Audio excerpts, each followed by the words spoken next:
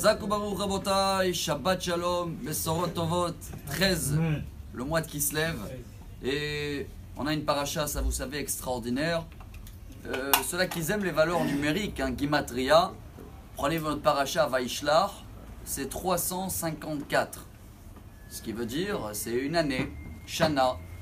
C'est la même valeur numérique, chers amis, que chacun de nous doit se rappeler. Shachar, oublié, et avec le nom d'Hachem. Ce qui veut dire, si on peut, avec les 2 minutes qu'on a aujourd'hui, prendre un message de cette paracha, si je peux donner un titre personnel, toute la paracha, elle parle de la façon de faire oublier des choses. Voilà, Yaakov, il va rencontrer son frère qui voulait le tuer, et il arrive à le faire oublier ce qu'il a depuis 21 ans dans la tête. Yaakov lui-même, il va oublier des petits fioles, et à cause de ça, il va avoir un accident avec l'ange des sables.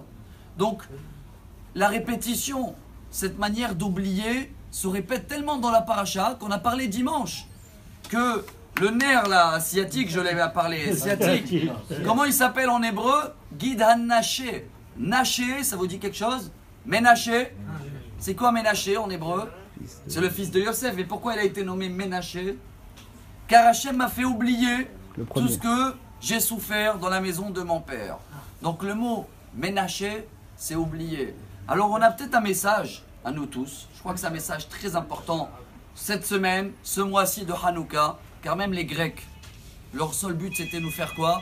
Oublier la Torah. Le'ashkiham Toratecha. Qu'est-ce qu'on doit faire? Voilà, tous les ans, on répète les mêmes choses. Si on n'arrive pas nous à apprendre qu'il faut changer notre vie avec tout ce qui se passe, car sinon on va oublier, eh ben on va rester pareil. Akadosh Baruch Hu, il nous a donné ce cadeau-là. S'il n'y avait pas l'oubli, elle dit la Gemara, on ne pouvait pas passer des épreuves. Chacun a même une disparition de quelqu'un, etc. Hachem a fait par force ce qui s'appelle en hébreu la shichecha, l'oubli. Heureusement pour nous, pour le côté mauvais, négatif, mais pour le côté positif, chers amis, si on n'est pas dans l'étude non-stop, si on n'est pas dans la répétition, même combien de fois il dit le Talmud? 101 fois. Il faut répéter chaque chose pour que ce sera confirmé.